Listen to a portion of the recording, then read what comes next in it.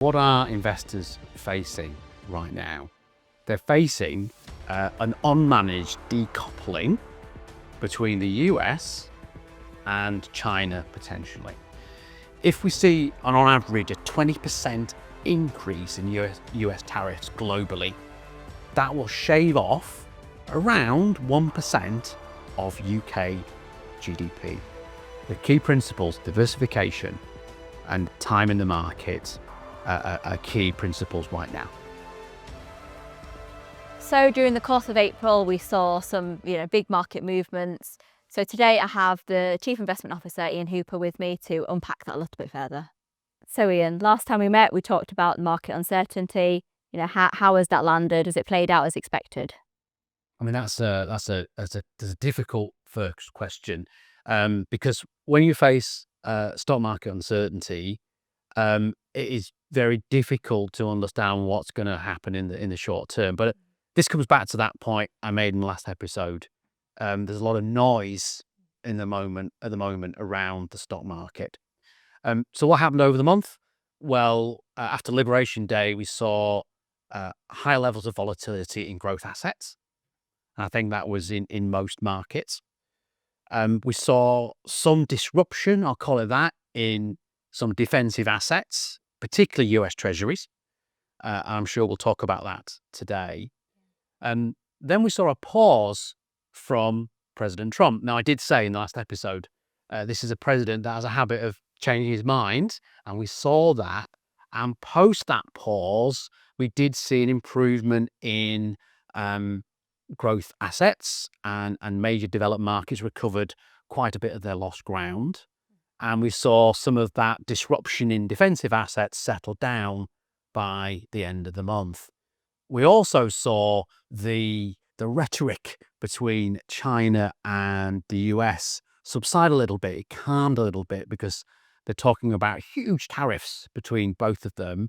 And that mood improved slightly by the end of the month. And again, that's helped sentiment as the market closed on the end of the month. So looking back at where you said the pause helped markets recover, what was the impact of that? So once it's recovered, did they recover back to where they were, or is there certain areas that were still struggling? Yeah, we didn't see a full recovery. So if we look at US markets, they continued the trend that they've started this year with, which is they've been the relative laggard in developed markets, and the US didn't recover fully over the month. There's still some concerns about a weaker economy, and then there's some short-term threat of inflation. So that sort of hung over US markets.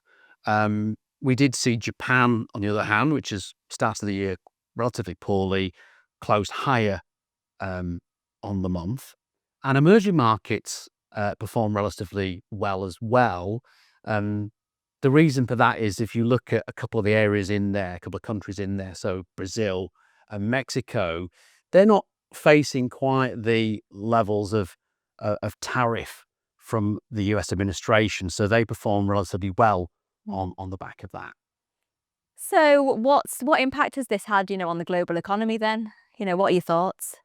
Okay, well, shall I use the words of the IMF, the International Monetary Fund? So they said this month that they think that global growth is going to slow as a result of these tariffs. So let's put some numbers behind that. So for 2025 and 26, the IMF said that they expected 3.3% growth from the globe for both years. They've now cut that forecast. So for this year, down to 2.8%. Next year, 3%. So that tells you, there's some numbers behind that. It is likely to have an impact on global growth. So then, specifically looking at the US, do you think that economy is showing signs of weakness or in weaker position than it was? So I think tariffs will have an impact in the short term on the US economy. So why is that? Well, firstly, consumer confidence. So because consumers are going to be facing higher prices when they go in the store. Yeah. So that will have an impact. Then we've got business investment. So the read across there is lower confidence will restrict business investment. So you and I were running, a business in the US, and right now, would we invest heavily right now with the current market and sort of economic turbulence? No, it's that uncertainty, isn't it? You don't know what's going to happen. You wouldn't want to then kind of put further money and invest into something that there's that uncertainty in. Business investment, stock market investment, they hate uncertainty, and that's what we've got right now. And then that third strand, or impact of tariffs is on trade. So you've got global supply chains, you've got the two economic juggernauts of China and the US. Effectively, we've got, I would describe it as an unmanaged decoupling of those two entities, and that's going to have a massive reset if it continues, on global supply chains and trade. The output of all that is lower corporate profitability, companies making less money. So if you and I have got a share portfolio in those companies, we may see, in the short term at least, those share prices falling, and there's a wealth effect for you and I as a result of that. So that's the sort of the consequences. You start with that sort of global slowdown into the US, and then it ends up that as investors, we might feel in the short term at least some of that pain. So we've talked about the US economy. Is there any kind of data points that we can rely on that, will support that information and that view? I mean, I love data, as you'd probably expect, and survey data, Sarika, is the thing we should be monitoring in the US over the coming months. So let's use an example from April. So there's a Michigan consumer confidence numbers out for April. They were at the second lowest level since the index started in 1978. So what is that telling you about consumer confidence in the US right now? I guess then that's almost the opposite of what Trump was expecting to happen when he's putting these tariffs in. It was all about supporting, the US economy, the industry growing, having more trade within the US. So I suppose, that is giving the opposite message. It was about making America great again. Yeah. And this is where the policies come from. But in the short term, at least, the market's not convinced that that's what will play out. In other data points, let's look at inflationary data as well. So the headline and core inflation data in March, so published in April in the US, was lower than expected. That we think might change in the very short term. We think the inflation will start to rise again in the short term because of the impact of tariffs. But financial markets, still think that interest rates will fall throughout this year, partly because of that economic growth story or lack of economic growth story in 2025. For the general investors, what impact is that going to have? What benefits can they take from that? I mean, the central bank in the US, that the Federal Reserve, will want, lower rates means that, it's cheaper for your mortgage payments. It's cheaper to get a loan. So you've got hopefully some more disposable income that you can go and spend on the high street, and that will have a positive effect on the economy. There's a word that's doing the rounds right now, which is stagflation, which is where you actually get falling economic growth, but rising inflation. And that is not a great place to be. And that is probably one of the concerns from some parts of the market, that we've got that scenario. And that can be quite crippling in the short term in terms of the economy. So not really a place where the economy wants to be. No, and that would have more likely to be a negative in terms of markets if we were in sort of stagflationary situations. So central banks will be looking at the data and the survey data really hard in the coming months. So let's just touch on, diversification and the benefits of that. We mentioned that in the last episode. How has that kind of played out this month? So if we had a portfolio, say, in April, of just energy and commodity stocks, it would have been a pretty uncomfortable month. So energy stocks and commodity stocks were impacted because of fears of recession. particularly in the US. And OPEC, which are the oil nations, they increased supply, so that lowered the price of oil. So if we own a portfolio just of those two sectors, you'd have some pretty poor returns over the month of April. So that's diversification. Put simply there, you need to spread the risk over lots of different sectors and stocks, because you're going to get, they don't all perform the same at the same time, do they? And that's exactly what we saw through April. You need to, there's nothing wrong with having pockets and baskets of those within your portfolio. But, we saw value companies in April, driven by that energy story.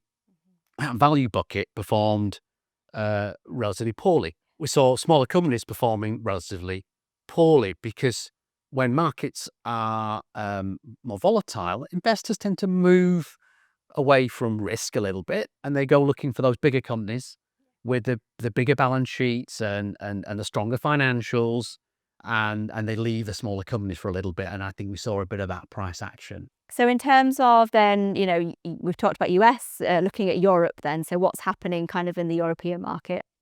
So I think the main headline in Europe was the European Central Bank, the ECB.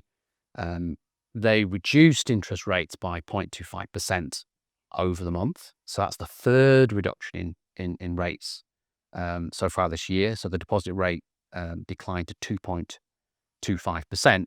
Happened for a couple of reasons. One, to try and protect the Eurozone from the threat of these tariffs, but also combat the challenge the Eurozone has about growth at the moment.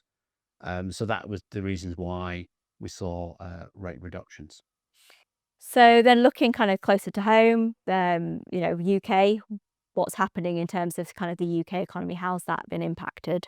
It's an interesting question about the UK, because the UK, from a GDP, so a gross domestic product perspective, was the data coming out was ahead of expectation at the start of the year, and we saw quite buoyant retail sales. These were all positive signs.